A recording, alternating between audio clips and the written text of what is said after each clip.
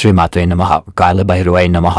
కాలాన్ని శాసించేటటువంటి కాలభైరవుడు ఈరోజు మన కోసం ఏం సందేశం తీసుకువచ్చారో ఖచ్చితంగా తెలుసుకుందాం. భర్త, ఇప్పుడు నువ్వు చేస్తున్న పని ఏదైనా అవ్వనివ్వు. ఒక్క 2 నిమిషాలు పక్కన పెట్టేసి ఏకాగ్రతగా విను. ఎందుకంటే ఈరోజు నేను చెప్పబోయే దిశలో నీ జీవితాన్ని, నీ కుటుంబాన్ని, నీ ఆస్తులని, ముఖ్యంగా నీ మానసిక ప్రశాంతతను కాపాడబోతున్నాయి.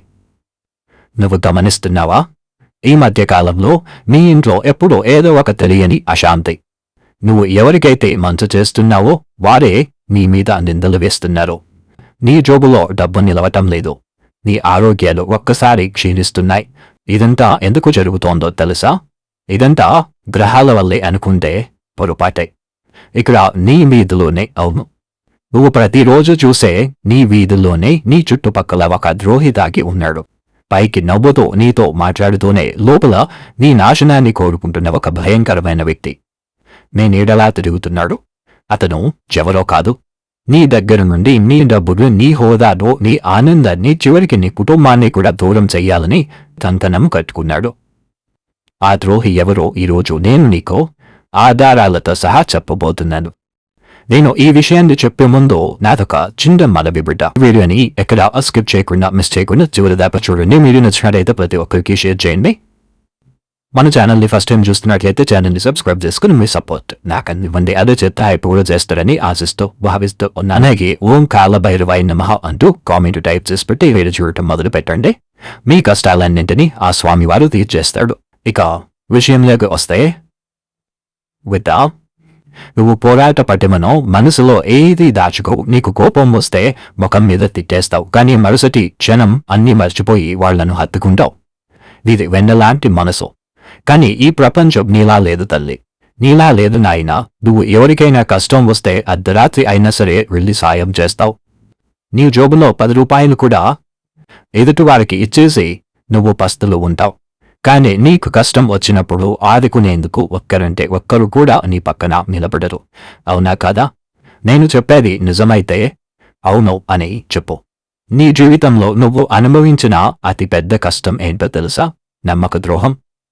నువ్వు నమ్మిన వాళ్లే నిన్ను మోసం చేశారు. నువ్వు అన్నం పెట్టిన చేతులే నిన్ను కాటేశాయి. నువ్వు ఒకరిని గుడ్డిగా నమ్ముతావు. వారు నీ కోసం నీ కుటుంబాన్ని కూడా పక్కన పెడతావు. కానీ తీరా సమయం వచ్చినప్పుడు వారు నీ గురించి నలుగురిలో ఎంత నీచంగా మాట్లాడుతున్నారో నీకు తెలుస్తుంది. అప్పుడు నువ్వు పడే మానసిక వేదన అంతా ఇంత కాదు. నువ్వు ఒంటరిగా గదిలో కూర్చొని ఎన్నిసార్లు ఏడ్చావో నాకు తెలుసు.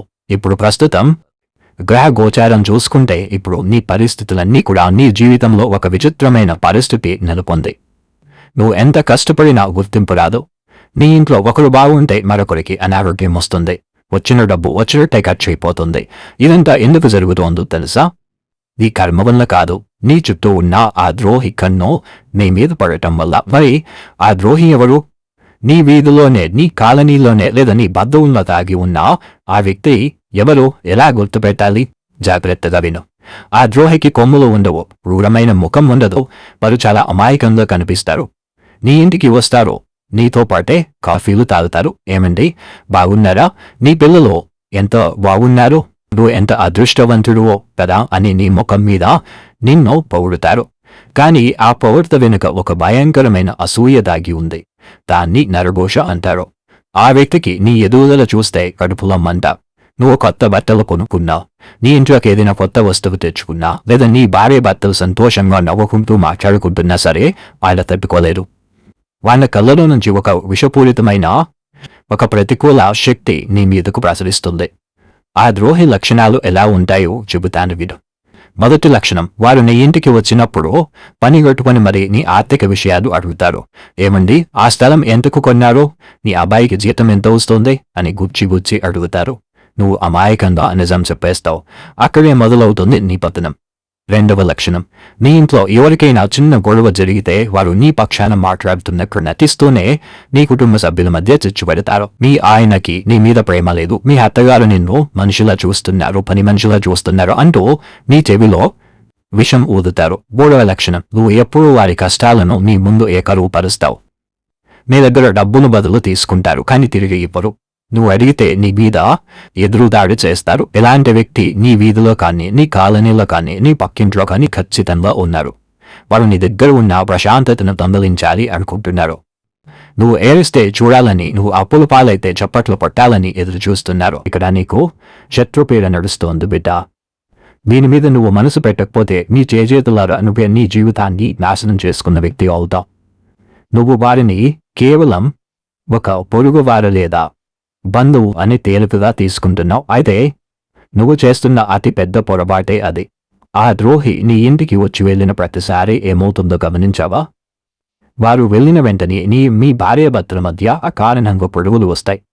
నిన్నటి వరకు ప్రేమగా ఉన్న మీరు ఒక్కసారిగా శత్రువుల్లా అర్చుకుంటారు. మీ పిల్లలు మాట వినరు, చదువులో వెనకబడిపోతారు. వాళ్ళకు ఎప్పుడూ లేని మొండితనం వస్తుంది. రాత్రిపూట నీకు నిద్ర పట్టదు, పీడకలలు వస్తాయి. ఉదయం నిద్ర లేచేసరికి ఏదో తెలియని నిస్సత్తువ, అలసట. చేతికి వచ్చిన డబ్బు నీళ్ళలా ఖర్చు అవుతుంది. ఎంత సంపాదించినా ఇంట్లో ఒక్క రూపాయి కూడా నిలబడదు. హాస్పిటల్ ఖర్చులు విపరీతంగా పెరిగిపోతాయి. ఇదంతా కూడా దృష్టి దోషం మరియు శత్రు ప్రయోగం. ఇక్కడ ప్రస్తుతం నీ పరిస్థితి ఎలా ఉంది అంటే గనక కొంచెం జాగ్రత్తగా ఉండాల్సిన పరిస్థితి. ప్రతికూల శక్తులు, నెగిటివ్ ఎనర్జీ చాలా సులభంగా ఆకర్షించేస్తున్నాం. ఆ వీధిలో నీ మీదలో ఉన్నటువంటి ఆ ద్రోహి అతను ఎవరో, నీ మీదే ఎందుకో అలా చేస్తున్నాడు, అసలు ఎందుకో అతనికి అంతలా నీ మీద కుళ్ళు, ఇది ఖచ్చితంగా నువ్వు తెలుసుకోవాల్సిన విషయమే. ఎందుకంటే శత్రువులు అంటే వాళ్ళెక్కడో బయట ఉంటారు. వాళ్ళు ఎదురు పడితే నువ్వు కొంచెం జాగ్రత్తగా ఉంటావు, వాళ్ళు ఏ విధంగా నీ మీద దాడి చేస్తారో అని. కానీ మంచితనం ముసుగులో ఉన్న వాళ్ళని ఎన్నటికీ నువ్వు గుర్తించలేవు. వాళ్ళని మిత్రులుగానే భావిస్తూ ఉంటావు. కానీ వాళ్ళ మనసులో శత్రుత్వం పెట్టుకుని చిరునవ్వు మాటన వాళ్ళు విషం దాచుకొని ఉంటారు. వాళ్ళను గుర్తించడం నీ ధరం కాదు.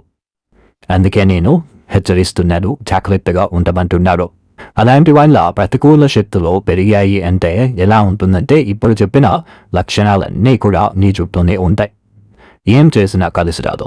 ఎంత సంపాదించినా చేతిలో ఒక్క రూపాయి నిలవదు. నీ ఇంట్లో ఎప్పుడు ప్రతికూల శక్తి తాండవం చేస్తూ ఉంటుంది. నీ వీధిలోని ద్రోహి నీ మీద కక్ష పెట్టాడు. అతను నీ నుండి అన్ని దూరం చెయ్యాలనుకుంటున్నాడు. నీ ఆస్తులు, నీ పరువు, నీ కుటుంబం అన్నీ. కానీ భయపడకో. ఎందుకంటే నీ వెంట నీ కాలభైరవుడు ఉన్నాడు. నీ కన్నీళ్లకు లెక్క అడిగే రోజు దగ్గరలోనే ఉంది. నువ్వు ధర్మం తప్పలేదు, నువ్వు ఎవరికీ ద్రోహం చెయ్యలేదు, కాబట్టి నిన్ను ఏ శక్తి ఏమీ చెయ్యలేదు. కానీ భైరవుడు నీకు రక్షణ కవచం ఇస్తే దాన్ని వాడుకోవాల్సిన బాధ్యత నీదే కదా. నేను చెప్పే ఈ చిన్న పరిహారాలు పాటించు. ఆ ద్రోహి నీ ఇంటి ఛాయలకు కూడా రాలేడు. నీ జోలికి వస్తే వాడి జీవితం వాడే నాశనం చేసుకుంటాడు. ఈ ద్రోహి నుండి, ఈ శక్తుల నుండి, నీ కాలనీలో ఉన్న అసురుల నుండి నువ్వు నీ కుటుంబాన్ని కాపాడుకోవటానికి నేను కొన్ని అత్యంత శక్తివంతమైన ఉపాయం చెప్తాను. జాగ్రత్తగా చెయ్యి. ఒక పెన్ను, కాగితం తీసుకో, దాసుకో. మొదటి పరిహారం మౌనం. నువ్వు మౌనంగా ఉండటం ఒక నియమంగా పెట్టుకో. నీ ఇంట్లో జరిగే మంచి విషయాల్లో, నీ ఆర్థిక విషయాల్లో, నీ పిల్లల విజయాలు ఎవరితోనూ పంచుకోకు. ముఖ్యంగా ఆ చుట్టుపక్కల వారితో అస్సలు చెప్పకు. నీ ఆనందాన్ని నాలుగు గోడల మధ్య ఉంచు. నీ రహస్యాలే ఆ ద్రోహికి ఆయుధాలు. వారి దగ్గర నీ ఆయుధాలను లాగేసుకో. రెండవ పరిహారం కళ్ళొప్పు. ఆ ద్రోహి వదిలిన నెగిటివ్ ఎనర్జీ నీ ఇంట్లో మూలలా చేరి ఉంది. దాన్ని తరిమి కొట్టడానికి ఒక అద్భుతమైన మార్గం ఉంది. ప్రతి శుక్రవారం మరియు మంగళవారం ఇల్లు తుడిచే నీళ్ళల్లో గుప్పుడు కళ్ళొప్పు వేసి, కొద్దిగా పసుపు వేసి, 2 చుక్కలు గోమూత్రం వేసి ఇల్లు మొత్తం పెడు. ఉప్పుకి ఉన్న శక్తి ఎలాంటి చెడు శక్తినైనా, చెడు వ్యక్తినైనా, చెడు గాలినైనా ఇట్టే పీల్చేసుకుంటుంది. నీ ఇంట్లో మళ్ళీ ప్రశాంతత తిరిగి వస్తుంది.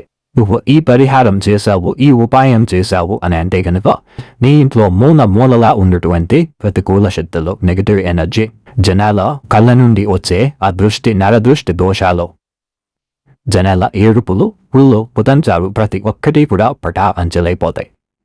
నువ్వు ఇవి కనుక చేశావు అంటే మీ వెనుక ఉన్నటువంటి, మీ వీధిలో ఉన్నటువంటి ఆ ద్రోహి చేసేటటువంటి ఈ దృష్టి దోషాలు ఏవైతే ఉన్నాయో అవి ఏమీ కూడా నీకు తగలవు. అతను ఎంతైనా చెయ్యనివ్వు, ఎన్ని ప్రయోగాలైనా చెయ్యనివ్వు, ఎంత నిక్కుటులైనా పడనివ్వు, ఎంత కన్నీళ్ళైనా పెట్టుకునివ్వు, నీ మీద ఏది కూడా నీ ఇంటి గుమ్మం మీద కూడా పడలేవు. ఎందుకనంటే ఇక్కడ నువ్వు ఒక పని చెయ్యి. శుక్రవారం రోజు ఒక ఎదుటి వస్త్రం తీసుకొని అందులో పిడికిడు రాళ్ళ ఉప్పు 2 ఎండుమిరపకాయలు ఒక పటిక ముక్క అల్లం ముక్క పెట్టి మీ గుమ్మానికి తిట్టు. వాళ్ళ చూపు అక్కడ పడదాని వాళ్ళ దృష్టి దోషం, వాళ్ళ వల్ల వస్తున్న నెగిటివ్ ఎనర్జీ, ప్రతికూల శక్తులు మొత్తం అక్కడే పటాపంచలైపోతాయి. నీ ఇంట్లో కూడా ప్రవేశించలేవు. జాగ్రత్త.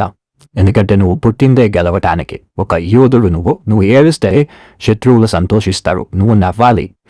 నువ్వు సాధించి చూపించాలి. నిన్ను చూసి అసూయ పడేవారి కళ్ళ ముందే నువ్వు ఒక మహారాజులా మహారాణిలా బ్రతికి చూపాలి. ఆ సత్తా నీకు ఉంది. ఈ భైరవుని ఆశీస్సులు నీకు ఎల్లప్పుడూ కూడా ఉంటాయి. నీకైతే వచ్చిన నష్టం ఏమీ లేదు బిడ్డ. ఈ కాలభైరవుడు నీ చుట్టూ ఒక రక్షణ కవచాన్ని, రక్షణ వలయాన్ని ఏర్పరిచాడు. కాకపోతే నీ అంతటా నువ్వు కూడా జాగ్రత్తగా ఉండాలని ఇవన్నీ చెబుతున్నాను అంటూ ఈరోజు కాలభైరవుడు ఒక అత్యద్భుతమైన సందేశంతో మన ముందుకు వచ్చారండి. ఐ హోప్ ఈ వీడియో మీకు నచ్చే ఉందని భావిస్తున్నాను. రేపు మరొక మంచి వీడియోతో మీ ముందుంటాను. అంతటిదాకా సర్వే జన సుఖినో భవంతు.